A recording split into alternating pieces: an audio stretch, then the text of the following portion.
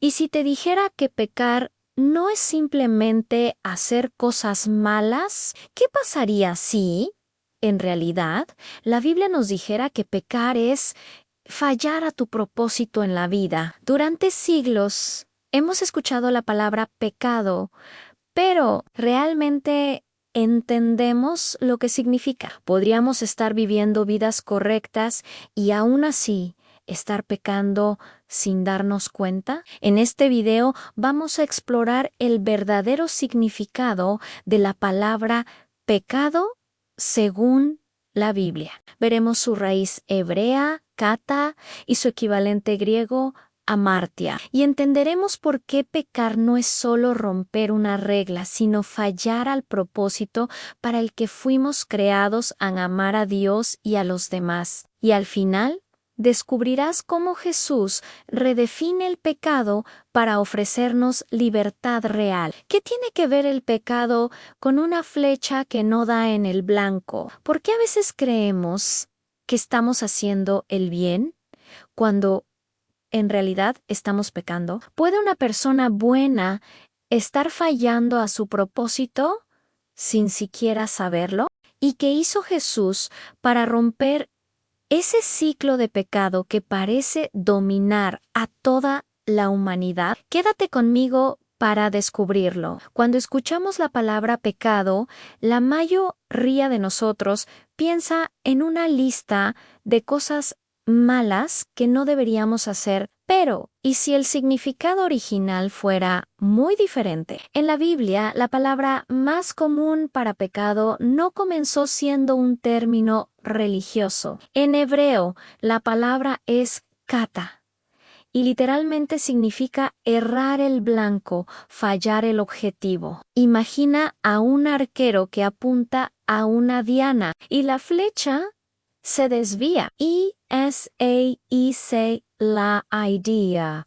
Fallar en dar en el centro. La Biblia incluso usa esta palabra fuera de contextos espirituales. Por ejemplo, en el libro de Jueces se dice que la tribu de Benjamín tenía guerreros tan hábiles con la honda que podían lanzar una piedra a un cabello y no kata, es decir, no fallaban. Así que cuando la Biblia habla de pecado, en realidad está diciendo: fallaste el propósito para el que fuiste creado. Y eso, amigo mío, lo cambia todo. Porque entonces el pecado no es simplemente romper una regla moral, sino no cumplir el propósito para el que existes.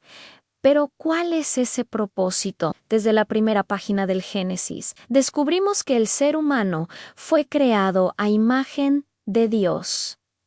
Eso significa que fuimos hechos para reflejar su carácter, para representar a nuestro Creador en el mundo a través del amor, el servicio, el cuidado y la creación. Pero cuando actuamos desde el egoísmo, buscando nuestro propio beneficio a costa de otros, estamos fallando el tirón.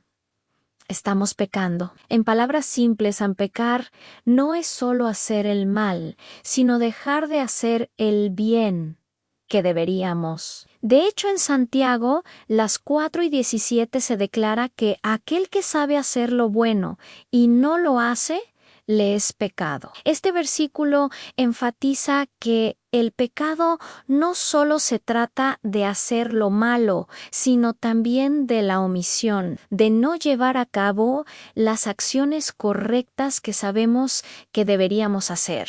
Así que pecar, en este contexto, es fallar en reflejar quién es Dios, es fallar en amar, es no tratar a los demás con el valor y el respeto que merecen como portadores de la imagen divina. Piensa en los 10 mandamientos. Tienen 2 grandes direcciones.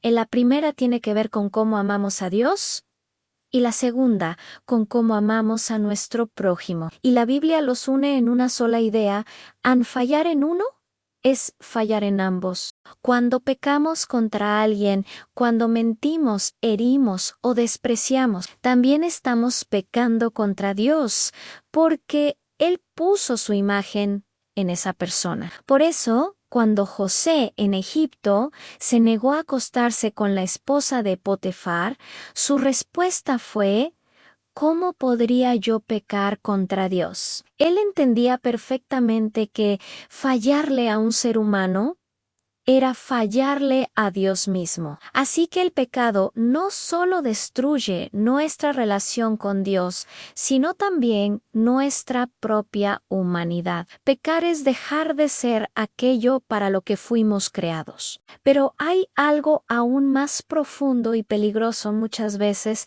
ni siquiera nos damos cuenta de que estamos pecando. El faraón, por ejemplo, pensaba que construir la economía de Egipto y proteger la seguridad de su nación justificaba esclavizar a los israelitas. Desde su perspectiva, él estaba haciendo lo correcto, lo bueno, sin ser consciente del error épico que estaba cometiendo. O piensa en el rey Saúl persiguiendo a David en el desierto para matarlo. Él realmente creía que estaba llevando a un criminal ante la justicia. Solo más tarde se da cuenta de que el corrupto era él y exclama: «Ah, yo he pecado.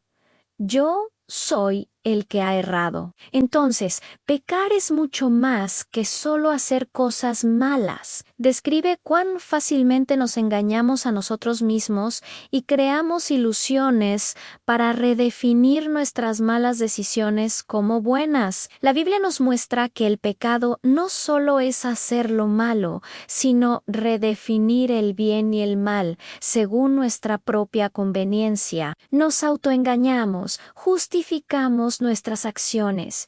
Why, poco a poco, empezamos a llamar bueno a lo que es malo. Como dice Isaías 5:20, hay de los que a lo malo llaman bueno y a lo bueno malo, que hacen de la luz tinieblas y de las tinieblas luz, que ponen lo amargo por dulce y lo dulce por amargo. El apóstol Pablo lo explicó de una forma muy clara y con la que muchos nos podemos identificar. No hago el bien que quiero, sino el mal que no quiero, eso hago.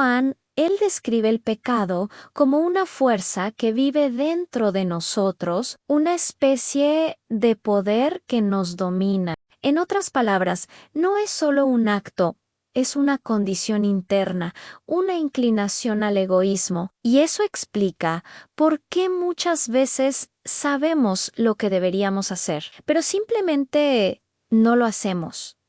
Queremos amar mejor, ser más justos, más pacientes, pero algo en nuestro interior tira hacia el otro lado. Eso es amartía.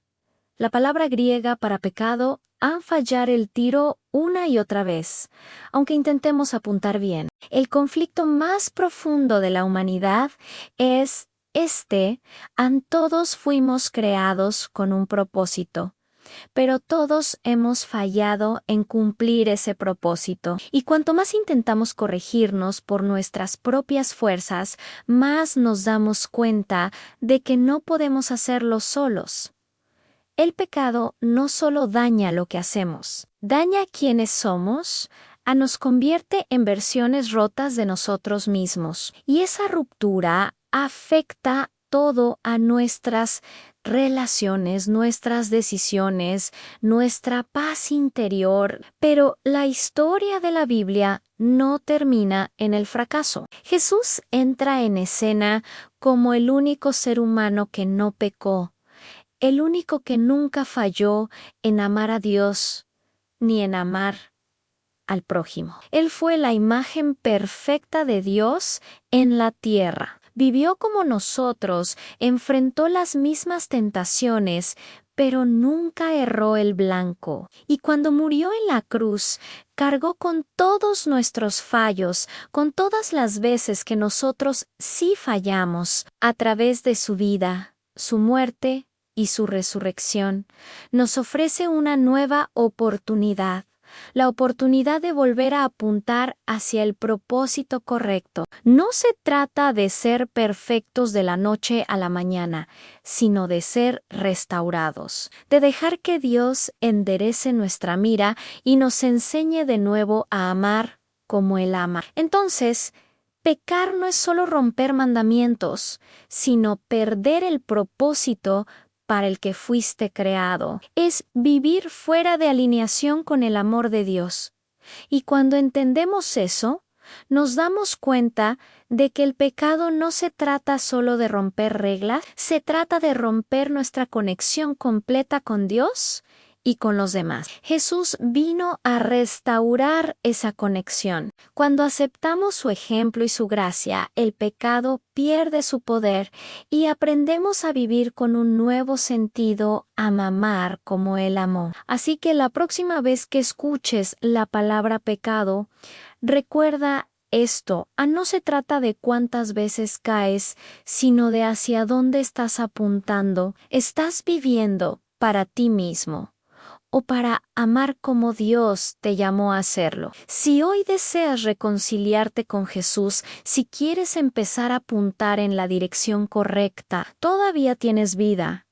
Y eso significa que aún estás a tiempo. Escríbelo en los comentarios y estaremos orando por ti. Si estos videos están llenando tu vida, no te olvides de suscribirte y compartirlos para que también puedan edificar la vida de otras personas. Dios te bendiga.